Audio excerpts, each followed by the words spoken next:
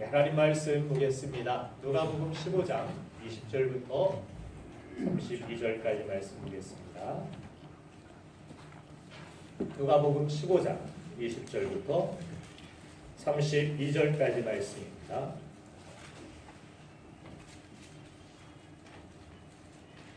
신약성경 121쪽에 있습니다. 한 절씩 교도관입니다. 제가 먼저 있습니다. 이에 일어나서 아버지께로 돌아가니라. 아직도 거리가 먼데 아버지가 그를 보고 추건히 여겨 달려가 목을 안고 입을 맞추니 그들이 이르되 아버지 내가 아니라 주를 지었사오니 지금부터는 아버지 앞이라 이거를 말하지 못하겠나이다. 아버지는 종들에게 이르되 제일 좋은 옷을 내어다가 입히고 손에 가락지를 끼우고 발에 신을 신기라.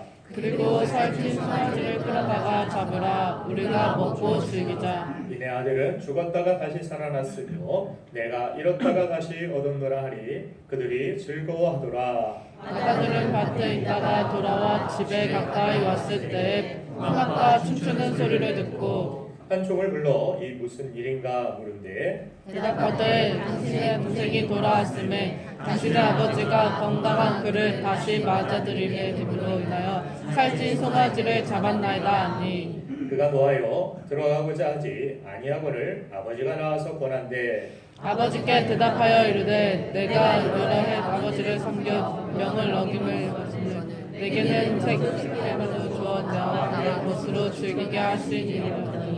아버지의 살림을 청년들과 함께 삼켜버린 이 아들이 돌아오게 이를 위하여 살찐 송아지를 잡으셨나이다. 아버지가 이르되 예 너는 나와 함께 있으니 내 것이 다 네 것이로되 다같이 이 내 동생은 죽었다가 살아났으며 내가 잃었다가 얻었기로 우리가 즐거워하고 기뻐하는 것이 마땅하다 하니라. 아멘.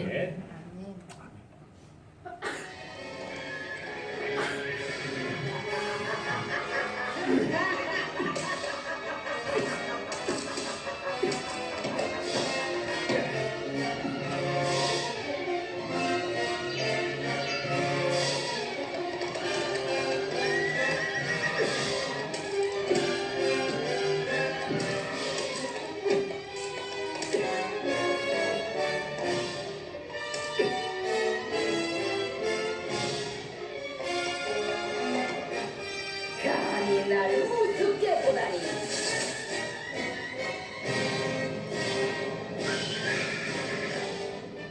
그래, 네가 감히 악의 여왕인 나에게 도전해서 지옥의 모든 힘과 겨뤄보겠다는 거냐?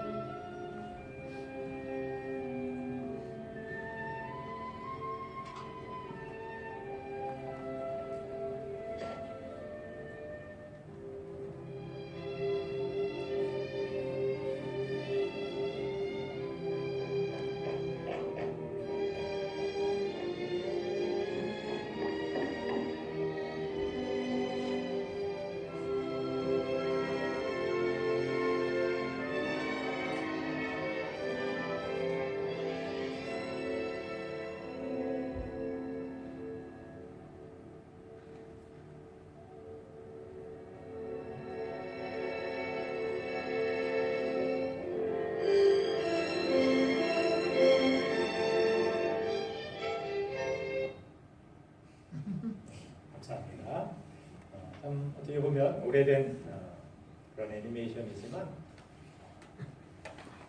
이 잠자는 숲속의 공주 이 이야기가 많은 사람들에게 또 복음적으로 악의 세력이 물러가고 또한 그 땅에 평화가 오고 그 나라가 진정한 샬롬을 경험하게 되는 이러한 복음적인 애니메이션을 우리가 함께 보았는데 얼마 전에 뉴스를 보니까 일본의 무타 교수라는 그 교수님이 이 잠자는 숲속의 이 공주는 어떻게 보면 강제 성추행에 속한다라고 그런 이야기를 했습니다. 잠자는 지하철에서 잠을 자고 있는 한 여성에게 남성이 키스를 하고 달아나는 바람에 그 남성이 체포되면서 그 무타 교수가 문득 생각난 것이 이 애니메이션이었다라고 합니다. 그렇게도 해석을 할 수 있는 그런 현대의 상황이 되었구나. 그저 동화는 동화로서 그렇게 보지 아니하고 사람들이 또 다른 그러한 시선으로 해석을 하는구나 하는 것을 그 후에 그런 삶의 어떤 평가들이 다르고 또 그 후에 삶이 달라지는 그러한 모습들을 볼 수가 있습니다. 그래서 저는 이 공주가 그 후에 어떻게 살았을까? 어떤 사람은 이 공주가 기면증에 걸렸을 것이다. 그래서 항상 집에서 집안일도 안 하고 집안을 너저분하게 만들어 놓고 잠만 자다가 남편에게 타박을 맞고 시어머니에게 쫓겨났으리라. 이런 동화를 파괴하는 그러한 후속 이야기들도 들어볼 수가 있습니다. 그 후에 변화가 정말 어떤 삶으로 살았을까? 변화된 인생으로 쭉 계속해서 살았을까? 아니면 그 삶에 달라지지 못하고 변화는 잠시뿐이고 그 삶이 사람들에게 또한 그 주변 사람들에게 선한 영향력을 끼치지 못하는 그런 삶으로 멈춰주지는 않았는가 이런 생각을 하는 그러한 동화였습니다. 저는 가끔 성경을 읽으면서도 그런 상상을 해봅니다. 삭개오가 변화된 이후에 삶을 어떻게 살았을까? 조금만 더 기록을 해놓아 주셨으면 제 궁금증이 더 풀렸을 텐데 오병이의 기적의 통로가 되었던 그 소년 도시락을 드렸던 그 기적을 맛보았던 그 어린아이는 어떻게 성장했을까? 끝까지 믿음을 지키고 잘 살았을까? 나중에도 자신의 도시락을 나눠주면서 많은 사람들을 섬기며 살리며 그렇게 살았을까? 어떻게 살았을 것 같습니까? 궁금하지 않습니까? 개미와 배짱이 그 이야기를 그 후의 이야기가 어떤 사람이 개미는 평생 일만 하다가 허리 디스크가 와서 병원에서 평생을 또 남은 여생을 누워서 지내야 했다고. 배짱이는 그동안 갈고 닦은 바이올린 연주 실력으로 한류 스타가 되어서 잘 먹고 잘 사는 그런 후속의 이야기를 살았다. 어떻게 인생은 어떻게 될지 모르겠다라는 그런 뉘앙스를 가진 이야기였는데 자, 오늘 본문에는 우리가 잘 아는 탕자가 돌아왔습니다. 그의 인생이 리셋된 것입니다. 감격한 아버지가 큰 잔치를 베풀었고 집으로 돌아온 그의 용기는 보상을 받는 듯 했습니다. 그러나 그것이 이 감동적인 이야기의 전부였을까 이런 제 나름대로의 발칙한 상상을 해봅니다. 우리는 그렇지 않다라는 것, 현실이 우리가 예수 그리스도를 믿었다고 영접했다고 내가 구원받았다고 그 자리에서 그 순간 다 완전히 모든 것들이 변화됐고 내 삶의 현실들이 완전히 다 바뀌어 있습니까? 그렇지 않죠. 냉혹한 현실이 아직도 우리에게 기다리고 있고 우리가 구원은 받았지만 하나님 백성이 되었지만 그러나 삶은 여전히 죄의 도전들이 있고 유혹들이 있고 우리가 살아가야 할 또한 성화의 길을 걸어가야 할 그러한 길들이 우리에게 남아있음을 우리는 잘 알고 있습니다. 탕자에게도 잔치의 기쁨도 그 환영도 잠시뿐 탕자에게는 진정한 새 출발을 위해서 새로운 변화의 삶을 위해서 해결해야 할 그 자신의 냉혹한 현실이 아마도 그에게 기다리고 있었을 것입니다. 그러한 그 외에 탕자가 극복해야 할 문제가 무엇이었을까? 오늘 성경 본문을 통하여서 그 삶이 정말 진정한 변화의 삶으로 끝까지 나아가기 위하여서 우리가 중도에 정말 내 삶이 리셋되었습니다. 그 고백만으로 그쳐지지 아니하고 삶의 진정한 변화가 일어나는 축복된 삶이 되기를 간절히 바라면서 이 이유 있는 상상이 정말 완전한 삶의 리셋을 바라는 우리에게 주는 교훈을 세 가지 살펴보고자 합니다. 그 첫 번째는 바로 부정적인 우리의 기억들을 십자가에 못 박으라는 것입니다. 탕자의 고백을 볼 때 그는 아마도 돌아온 후에 죄책감과 열등감과 같은 부정적인 기억들에 시달렸으리라 생각이 듭니다. 18절과 19절 말씀 우리 읽지 않았지만 올라가 보면 내가 일어나 아버지께 가서 이르기를 아버지 내가 하늘과 아버지께 죄를 지었사오니 지금부터는 아버지의 아들이라 일컬음을 감당하지 못하겠다이다. 나를 품꾼의 하나로 보소서 하리라 하고 그 기억들이 자신이 재산의 일부 많은 부분을 탕진하고 또한 그렇게 장녀들과 함께 옛사람의 삶을 살아갔고 아버지는 그렇게 나를 환영해 주셨지만 그러나 주변의 시선들은 그 집안에 있었던 종들과 그 맏형은 그를 그렇게 바라보지 않았을 것이고 평가하지 않았을 것입니다. 그리고 그 자신도 그런 죄책감과 그 자신의 가지고 있는 어두운 그런 부정적인 기억들로 인하여서 진정한 변화의 삶으로 앞으로 선뜻 나아가지 못하게 하는 그 자신의 부정적인 기억들, 이것을 십자가에 온전히 못 박아야 우리는 미래를 향하여서 진정한 변화의 삶을 향하여서 나아갈 수 있다는 사실입니다. 그렇게 살아가기 위해서는 가장 중요한 것이 무엇입니까? 내 자신이 누구인가를 깨닫는 것입니다.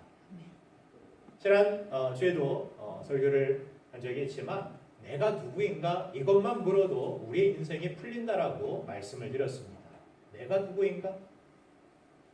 하나님 안에서 내가 새로운 피조물이고 내가 하나님이 나를 사랑하시고 나를 붙드시고 나를 인도해 주시는 그 하나님이 나와 함께 하시고 내 아버지 되심을 나는 그분의 자녀임을 우리가 인식하고 기억하며 살아간다라면 부정적인 기억이 아닌 내가 하나님 아버지의 자녀라는 자녀의식을 가지고 살아간다면 우리는 남들이 뭐라 할지라도 또한 내 자신 안에서 부정적인 그러한 기억들과 그런 과거들이 나를 어둡게 한다 할지라도 현재 나와 함께 하시고 나를 받아주신 그 아버지께서 나를 사랑하시고 나를 축복해 주시길 원하시고 나를 인도해 주시길 원하시고 나를 밀어주시길 원하시고 나를 도와주시길 원하신다라는 사실.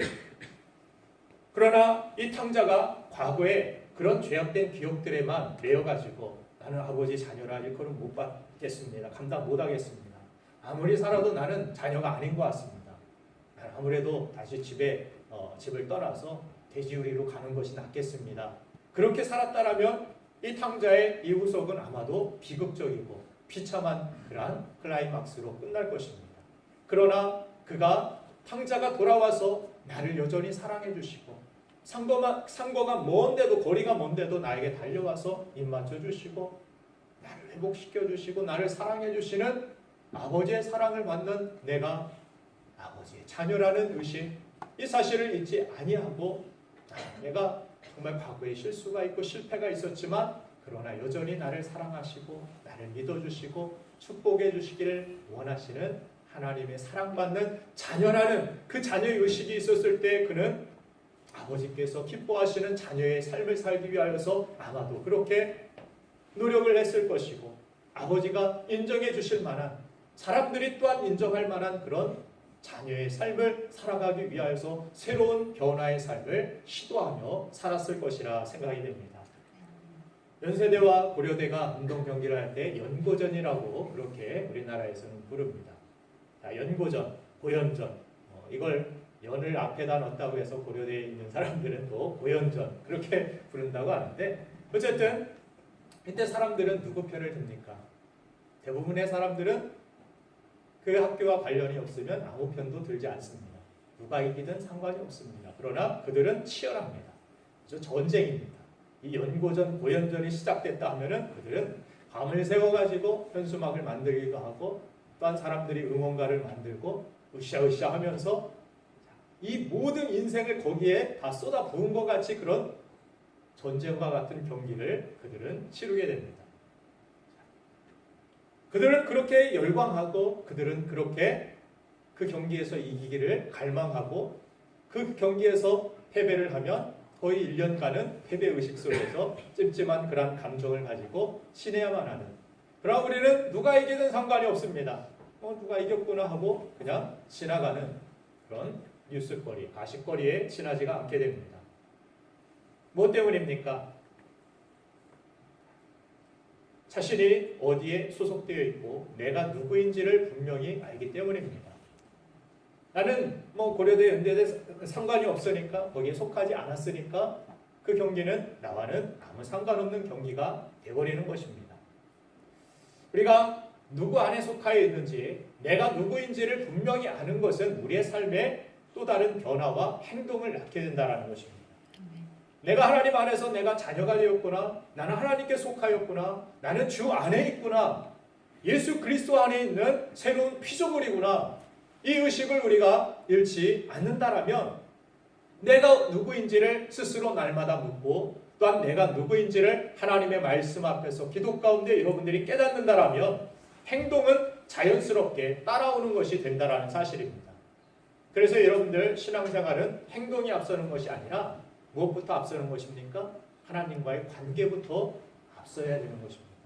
하나님과의 관계가 무너지게 되면 내 힘은, 내 수준, 내 힘은, 내 능력은 이 정도 한계입니다. 50 정도. 그렇죠? 이 정도 한계에 40으로 내 힘을 다 사용하고 50이 되고 한 60 정도 되면 과부하가 걸려서 나는 더 이상 할 수 없다라고 지치고 낙심하게 될 수밖에 없습니다. 그러나 내가 내 힘이 아닌 하나님의 능력 그 이상, 그 수준으로 하나님께 맡기고 하나님과의 관계 안에서 하나님께 붙어서 믿음으로 우리가 살아간다라면 그 안에서 우리의 인생은 어떻게 됩니까? 자연스러운 열매와 자연스러운 변화와 힘들지 않은, 버겁지 않은, 사랑하면 쉽다라고 여러분들에게 누누이 강조하지 않습니까?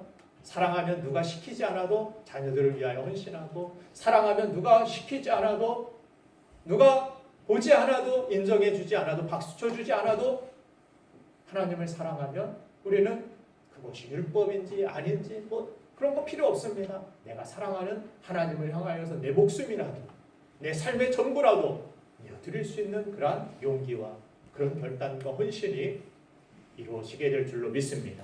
그래서 무엇을 해라, 무엇을 하지 말라, 이것보다 더 중요한 것이 하나님을 사랑하라. 하나님을 사랑하는 그 관계 가운데 내 이웃을 내 몸과 같이 사랑하라. 이 사랑의 관계를 이루는 것이 진정한 믿음이라는 것을 주님은 이 십계명도 요약해서 우리에게 정리해 주신 줄로 믿습니다. 자, 그래서 내가 누구인가, 내가 하나님 안에서 누구인지 이것을 알면 행동은 저절로 변화된 삶으로 이어지는 것입니다.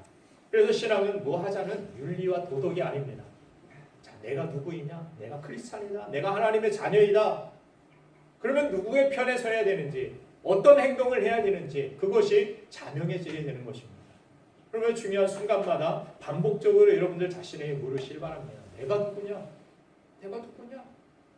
예전에 돼지 주염 열매 먹던 그런 옛사람이냐? 아니면 주님께서 나를 새로운 피조물로서 자녀 삼아주신 그런 하나님 아버지의 자녀이냐? 내 자신이 누구인지를 여러분들 분명히 하시고 살아가기를 간절히 바랍니다. 그러할 때 내 안에 성령께서 역사하여 주셔서 예수님이 나의 주인이 되어주시고, 성령께 모든 운전대, 인생의 운전대를 맡기고 나아갈 때 나는 부족하지만, 그렇게 실패와 과거의 역사가 있고 기억들이 있지만, 그러나 나를 새롭게 하시고 나를 능력 있게 하시는 성령께서 나를 도와주시고 함께하여 주실 걸 믿고 나아갈 때 우리에게 그 부정적인 그런 기억들이 더 이상 여러분들의 발목을 붙잡지 아니하고 여러분들을 두렵게 하는 그런 모든 두려운 상황 속에서도 천만이 나를 둘러싼다 할지라도 전능하신 하나님이 나를 도와주시고 붙들어 주시기 때문에 나는 두렵지 않습니다라고 믿음으로 앞으로 나아갈 수 있는 그런 담대함을 얻게 될 줄로 믿습니다. 자, 그래서 내 안에 예수의 이름의 능력이 있습니다. 그 거룩하신 이름이 있음을 여러분들 믿으시고 세상에 위축되지 마시고 부정적인 기억들에 대하여서 여러분들 그것에 발목 붙들리지 마시고 하나님이 주시는 은혜를 향하여서 믿음으로 전진하는 우리 모두가 되기를 주님의 이름으로 축원드립니다. 로마서 6장 6절 말씀을 한번 같이 읽어보겠습니다. 시작. 우리가 알거니와 우리 옛사람이 예수와 함께 십자가에 못 박힌 것은 죄의 몸이 죽어 다시는 우리가 죄에서 종노릇하지 아니하려 함이니. 아멘. 자, 여러분들 예수 그리스도의 은혜 안에서 부정적인 모든 감정과 죄악과 모든 것을 십자가에 못 박으시고 하나님의 은혜 안에서 새로운 삶을 향해 전진해 나아가기를 주님의 이름으로 축원드립니다. 두 번째 우리가 가져야 될 믿음의 자세, 진정한 리셋의 삶을 향하여서 가져야 될 태도는 바로 옛생활의 유혹을 벗어버리고 새 사람을 입는 그런 믿음의 삶을 사는 것입니다. 자, 옛생활의 유혹, 이것은 죄의 유혹이라는 것은 한번 우리에게 다가오고 끝나는 것이 아닙니다. 죄의 유혹은 정말 끈끈한 접착제와 같이 우리를 그 자리에 묶어놓으려고 하는 죄의 고착성이라는 것이 있습니다. 죄는 다시 그 자리로 돌려놓으려고 하고 새 사람으로 살지 못하게 묶어놓으려고 하는 그런 세력들이 있기 때문에, 그래서 탕자는 방탕한 생활에서 얻은 그런 습관들, 돈을 물쓰듯이 세상에서 쓰면서 창녀들과 어울리고 술판을 벌이고 이러한 옛사람의 습관들을 쉽게 버릴 수는 없었을 것입니다. 13절에 보면 그 며칠이 안 되어 둘째 아들이 재물을 다 모아 가지고 먼 나라에 가 거기서 허랑방탕하여 그 재산을 낭비하더니, 자기가 가지고 있었던 이 둘째 아들이 가지고 있었던 연약한 죄성이었습니다. 무엇이 생기면 허랑방탕하고 죄의 유혹 가운데 빨려 들어가고 있는 이 탕자의 모습, 이것이 비단 한 번만의 실수였을까요? 저는 그렇게 생각하지 않습니다. 그가 무엇인가가 주어졌을 때, 뭔가가 여유가 생기고 생활이 좀 편해졌을 때 그의 삶에 다시 다가오는 유혹이 되고 도전이 되었으리라 그렇게 생각됩니다. 그런 가운데서 우리가 탕자가 끝까지 승리하고 성공했으면 좋겠지만, 진정한 리셋의 삶을 그가 중도에 포기하고 다시 탕자와 같이 이전보다 더 방황하고 그렇게 실패 인생으로 살아갔다라면 그 후에 그의 인생은 아마 성공적이지 아니하고 그 돌아온 탕자는 그냥 돌아올 수 없는 탕자로서 그렇게 기억되어 버렸을 것입니다. 자, 우리가 구원을 받았지만, 정말 예수의 이름으로 삶이 새로운 피조물로 리셋이 되었지만, 그렇다고 해서 여러분들이 죄의 유혹에 대하여서 완전히 자유할 수 있다라고 여러분들 자부하십니까? 죄는 여전히 여러분들을 삼키려고 하고 여러분들을 묶어놓으려고 하고 여러분들을 옛사람으로 돌려놓으려고 하는 그러한 힘을 사용하고 있기 때문에 그렇게 쉽지만은 않으리라 생각이 됩니다. 어떤 진실을 보이는 성도가 크리스찬 방송에서 그렇게 묻습니다. 제가 구원받은 것이 맞는지 모르겠습니다. 요즘도 계속 죄를 짓고 있습니다. 분명 예수님을 믿었는데 죄를 짓고 내가 그럼에도 구원을 받을 수 있습니까? 나 구원받은 사람 맞습니까? 예수님은 내 죄를 도말하셨고 나를 죄에서 건지셨다라고 하셨는데 나는 여전히 내 마음은 죄로 자꾸 이끌리고 죄로 자꾸 돌아가려고 하는 그런 마음이 있습니다. 그러면 안 된다라고 그 마음도 있는데, 그런데 한쪽에서는 강하게 내가 예전에 즐겼던 세상의 그러한 쾌락과 유흥들과 이런 것으로 자꾸 빨려가고 있는, 유혹되고 있는 내 자신을 볼 때 내 자신이 정말 구원받은 사람인지 나는 잘 모르겠습니다라고 그런 질문을 했다고 합니다. 이런 느낌들을 여러분들 가져보신 적이 있을 것입니다. 여러분 어떻습니까? 여러분들 구원 받았습니까? 구원 받지 못했습니까? 구원파에서는 그래서 이런 죄의식을 가지면 구원받지 못한 사람이라고 그렇게 정죄를 합니다. 그래서 구원을 받으면 죄의 어떤 죄책감이 사라져야 되고 죄의식이 없어야 된다고 가르치지만 성경은 그렇지 않습니다. 우리가 목욕은 했지만 그러나 손과 발이 더러워질 수 있기 때문에 우리가 목욕을 해서 또 목욕을 할 필요는 없겠지만, 그러나 우리가 회개함으로 나에게 있는 죄성과 나에게 때묻은 옛사람의 그런 모습들을 씻어내야 된다라는 것, 회개해야 된다라는 것을 분명히 성경은 강조해주고 있습니다. 회개하지 아니하면, 죄가 없다 하면 하나님 아버지를 거짓말하는 자로 만든다라고 성경은 말씀합니다. 그렇죠? 우리 안에 아직도 싸워야 할, 주님이 주신 생명으로, 주님이 주신 승리로, 주님이 주신 이름으로 아직도 싸워 나아가야 할 길이 우리에게 남아있음을 성경은 이야기합니다. 그래서 구원을 뭐라고 신학자들이 이야기하냐면 이미와 아직으로 이야기합니다. 이미 구원받았습니다. 이미 승리하였습니다. 이미 우리는 하나님이 주시는 구원의 능력을 맛보았습니다. 내 안에 그런 새 생명이 있습니다. 그러나 이 생명을 가지고 아직 주님이 다시 오시는 그때까지 우리 어떻게 해야 합니까? 믿음의 선한 싸움을 계속해서 싸우며 달려가야 할 길을 달려가야 할 길이 우리에게 남아있다는 것입니다. 이미 여러분들은 구원받았습니다. 그러나 그렇다고 해서 우리가 죄의 유혹에서부터 자유로우냐? 그러나 여러분들의 삶에 아직도 그 죄의 유혹과 싸워야 할 옛사람의 유혹들을 벗어버리고 새 사람을 입는 그런 성화의 길을 우리가 걸어 나가야 할 줄로 믿습니다. 그래서 이런 질문을 한 그 성도에게 그 목사님이 이야기를 하더라고요. 왜 그런 고민이 생기는 줄 아느냐고. 어떤 목사님이 자신은 죄 지으면은 지옥 간다고 했는데 제가 죄를 지었으니까 그럼 지옥 갈 수밖에 없습니까? 왜 예수 믿는다고 다 천사가 되는 것이 아닙니다. 그렇죠? 다 성인 군자가 되는 것이 아니죠. 아직도 남아있는 부분들이 있고 아직도 벗어버려야 할 그런 옛사람의 모습들이 있습니다. 그런데 내 안에 이런 갈등이 생기는 이유는 예수님이 나의 주인이기 때문이라는 사실입니다. 내 안에 생명이 있기 때문에 들어오는 침투된 병균들과 싸울 의지가 생기고 이것이 잘못된 것이구나 하는 것을 깨닫는다는 것입니다. 내 안에 이런 생명이 없으면 갈등이 없습니다. 그냥 예수님이 주인이 아니면 의식하지 아니하고 죄를 짓습니다. 내 마음대로 내 뜻대로 그렇게 살아가게 된다는 사실입니다. 갈등은 구원받은 자들의 어떻게 보면 또 다른 증거의 하나가 된다라고 이야기합니다. 여러분들에게는 평생 동안 예수님 다시 오시는 그때까지 육신을 입고 있는 한 여러분들은 죄의 유혹을 계속해서 끊임없이 받을 것입니다.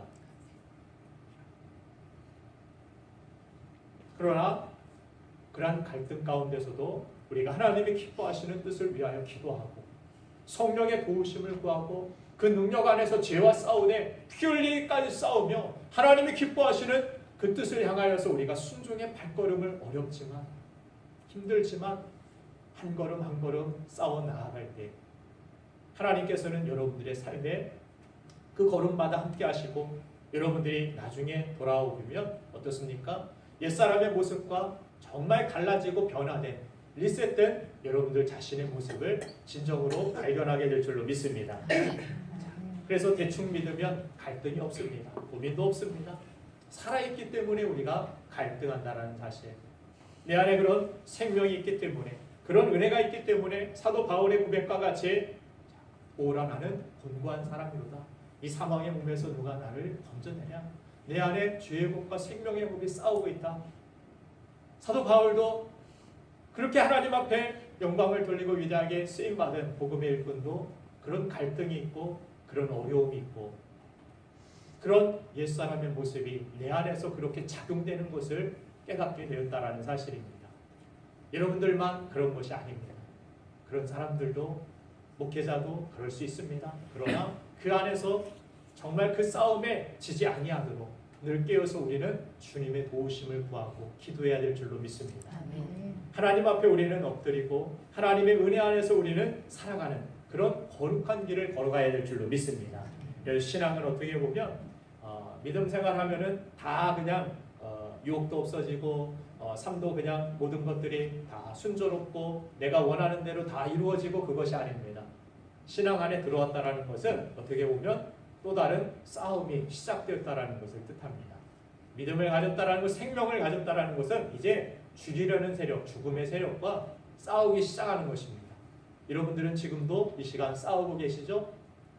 영적인 싸움뿐만 아니라 육신도 싸우고 있습니다. 많은 사람들이 있으면 여러 가지 바이러스도 있을 수 있고 먼지도 있고 뭐 그럴 수 있습니다. 그러나 여러분들의 몸이 지금 쓰러지지 않고 견딜 수 있는 것은 그래도 지금 생명이 내 안에서 버텨내고 있고 싸우고 있고 그런 면역 체계들이 그런 질병들과 병균들과 바이러스와 싸우고 있기 때문입니다. 믿음은 생명을 가졌다라는 것은 그래서 싸움이 시작됐다라는 것을 뜻합니다. 이제 여러분들은 구원받았으니까 끝이 아니라 리셋됐으니까 새해가 됐으니까 끝이 아니라 이제는 시작이라는 것입니다. 싸움의 시작이 우리에게 남아있는 줄로 저는 믿습니다. 자, 그래서 이런 때로는 이런 죄의 유혹들을 하나님께서 왜 남겨두신 것인가? 사단의 세력을 멸하셨다라고 했는데 왜 사단은 아직도 나를 유혹하고 미혹하고 나를 괴롭게 하고 나를 힘들게 하는 것인가? 여러분은 어떻습니까? 하나님이 마귀의 세력을 멸하셨음을 믿으십니까? 아멘. 한 3분의 1을 믿으시네요. 그렇죠? 3분의 1은 아닌 것 같은데요. 내 삶에 아직도 여러 가지 질병과 고난과 핍박과 두려움과 유혹과 이런 사단이 움직이는 죄의 세력들, 어두운 세력들이, 죽음의 세력들이 우리를 잠식시키려 하고 우리에게 다가오는 모습이 있는데 사단은 죽지 않은 것 같습니다. 멸하지 않은 것 같습니다. 왜 하나님께서는 이러한 사단의 세력들이 이렇게 일하도록 남겨두신 것입니까? 왜 이단의 세력들이 아직도 하나님이 살아계신다라면 이렇게 일하고 있고 성도들을 미혹하고 있는 것입니까? 어떻게 된 일입니까? 궁금하지 않습니까? 저는 하나님께 질문 많이 해요. 신앙의 싸움을 하다 보면은 때로는 지치고 힘들고 어렵고 이런 정말 부조리한 그러한 상황들 속에서 정말 하나님의 의가, 하나님의 선하심이 어디에 있는지 우리가 의심하게 될 때도 있고 그런 궁금증에 빠지게 될 때도 있다는 사실입니다. 예전에 한번 말씀드렸죠. 우리 교회 예배드리는데 벌이었나요? 한 마리가 큰 왕벌이 날아다니니까 우리 성도들 중에 조는 분이 한 분도 안 계셨다고.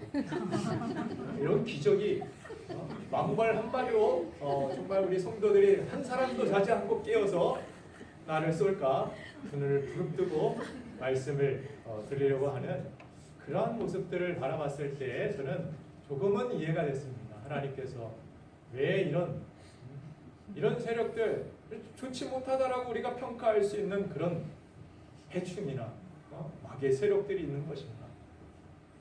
이스라엘 백성들이 뭔가가 편안해지고 가나안 땅에서 많은 수확과 전쟁도 없고 기근도 없고 모든 것들이 내가 하는 대로 원하는 대로 다 잘 되니까 어떻게 됩니까?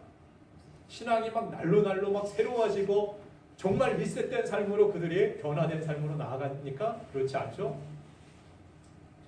다윗도 뭔가가 편안해지고 왕으로서 왕 위에서 다른 사람들 전쟁하고 있는데 자신은 그냥 늦지막히 낮잠 자다 일어나가지고 돌아보다가 그가 죄를 범하지 않습니까? 이스라엘도 그랬고 우리 성도들도 그런 것을 하나님께서는 분명히 아시리라 생각이 됩니다. 우리가 얼마나 유혹에 약한 존재이고 얼마나 세상의 풍파와 환경에 그렇게 자주 변화되는 존재인지 변질되는 존재인지 그래서 하나님께서는 우리에게 깨어있으라 말씀하시면서 우리가 또한 기도로 깨어있지 못하게 되면 환경으로 우리를 깨우치게 하실 때가 있습니다.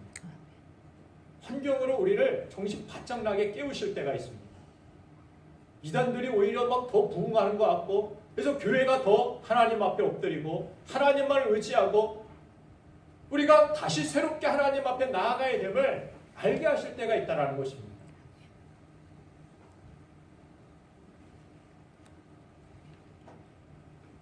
오늘 역사책을 읽어보니까 남미의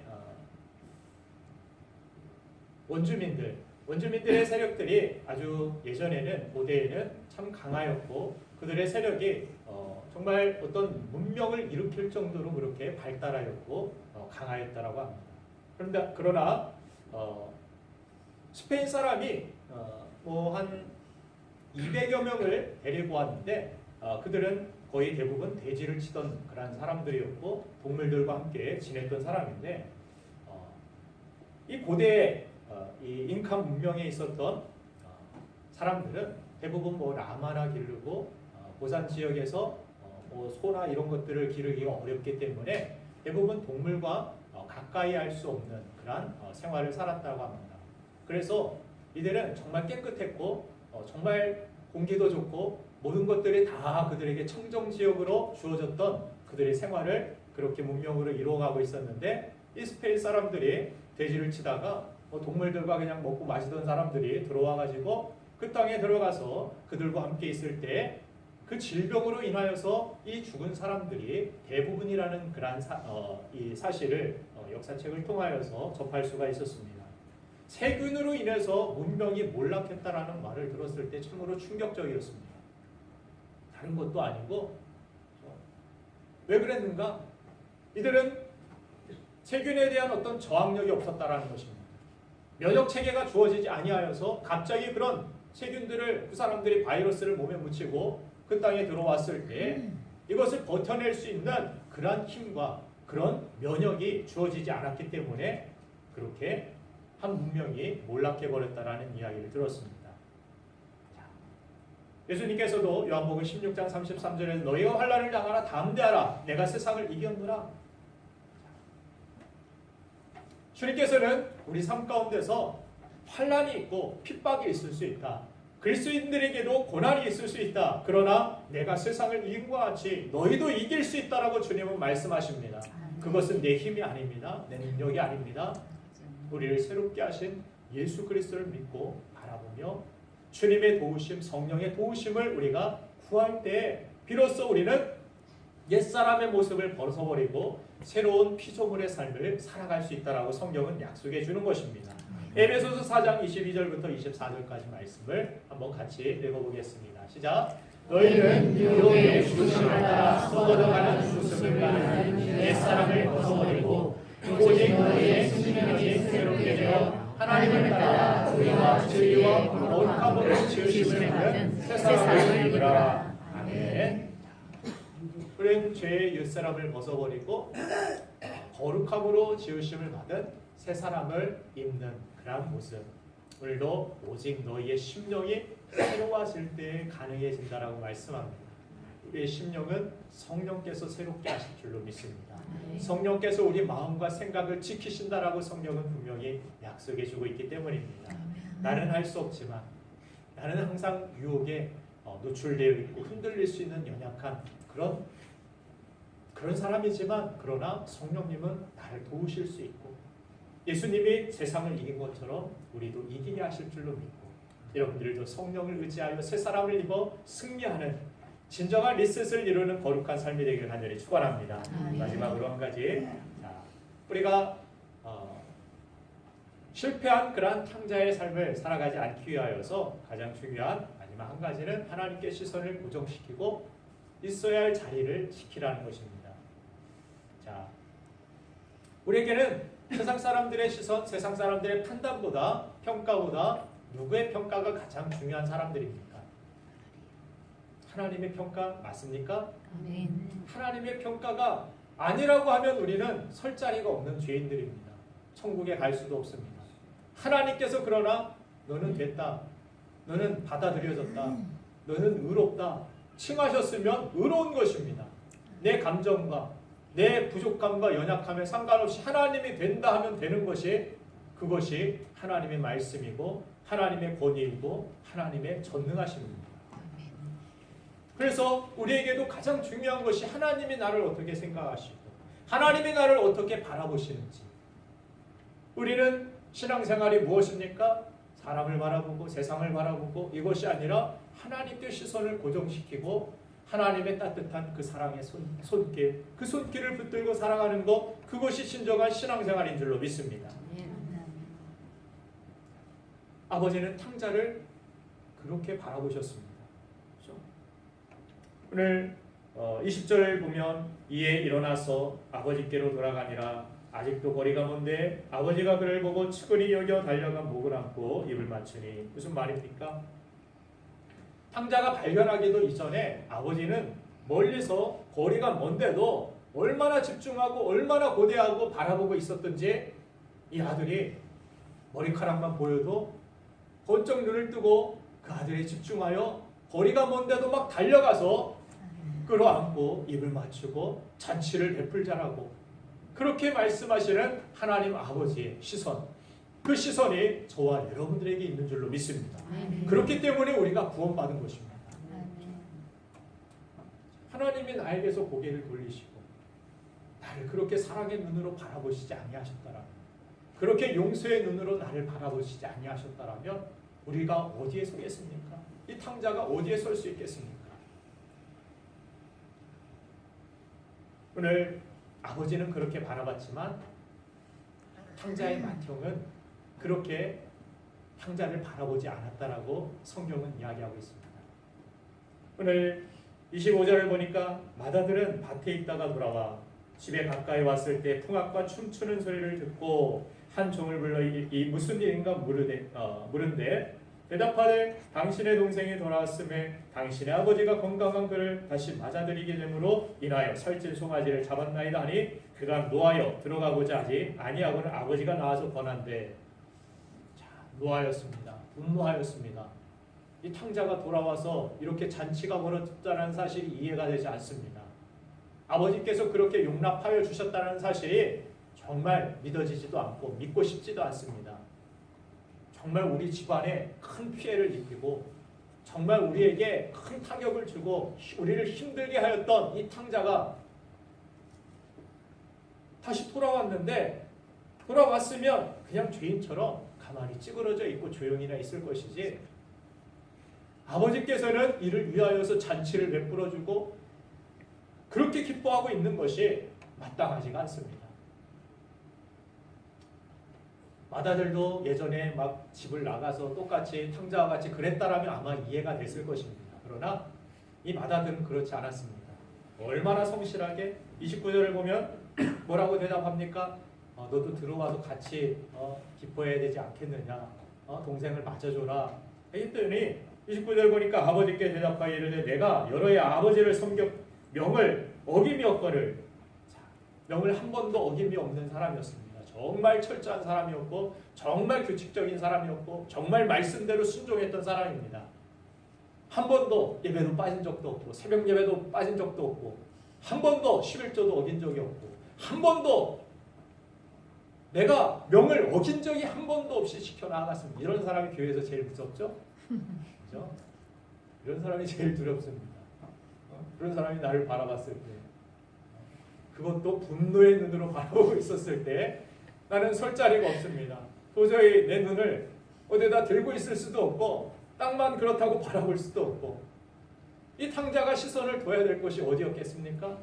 만약 그 분노의 눈으로 나를 바라보고 있었던 그 형의 눈에 시선이 고정되고 있었으면 아마도 달아나고 싶었을 것입니다.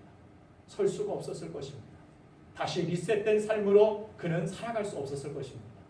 그럼에도 불구하고 나를 사랑의 눈으로 바라보고 계시는 그 아버지의 시선, 나를 용서의 눈으로 포용해 주시고 바라보고 계시는 그 아버지의 시선, 그 눈이 있었기 때문에, 그 아버지의 사랑의 시선이 있었기 때문에 그의 인생은 다시 변화된 삶으로, 리셋된 삶으로 나아갈 수 있게 된 줄로 믿습니다.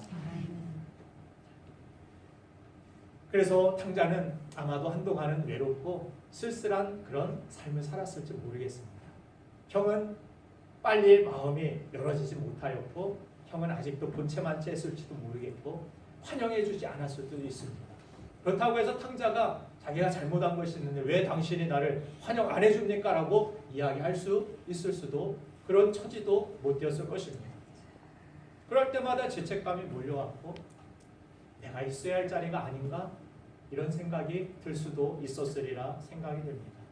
또 집을 나가버릴까? 한 번이 쉽지, 한 번이 어렵지, 두 번은 쉽습니다. 그죠? 여러분 가출 안 해봐서 모르겠지만 한 번 하면은 두 번은 쉬워요. 그런 삶 가운데서 이걸 여기 있어야 되나, 나가야 되나, 또 다시 외국으로 가야 되나, 누구에게 연락해봐야 되나, 내가 있어야 할 교회가 아닌가, 내가 있어야 할 자리가 아닌가.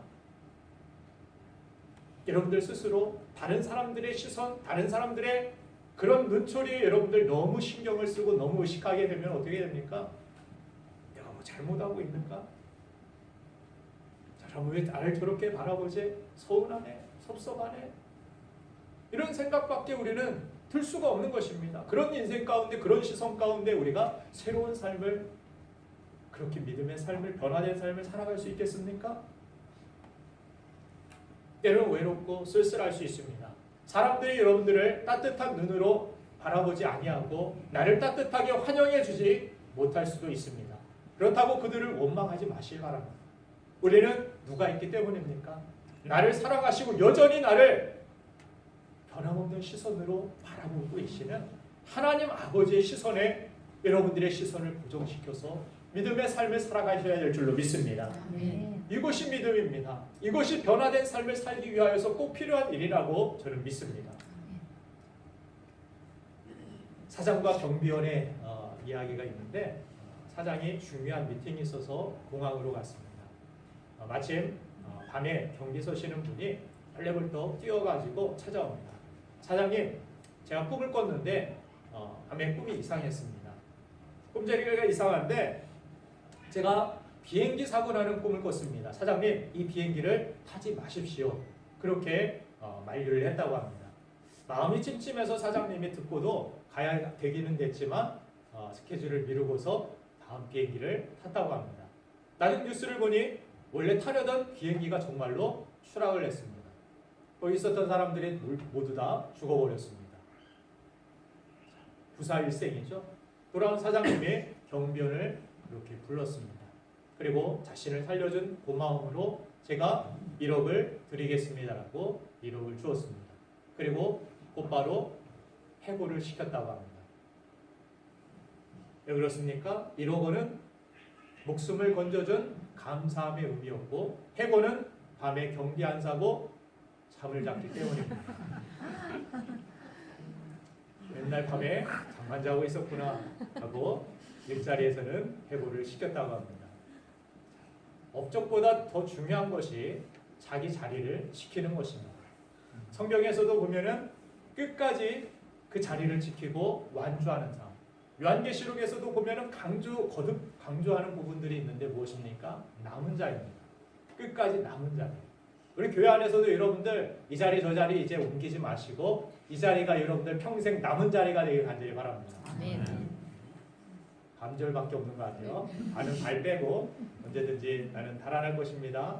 교회도 많은데요, 뭐.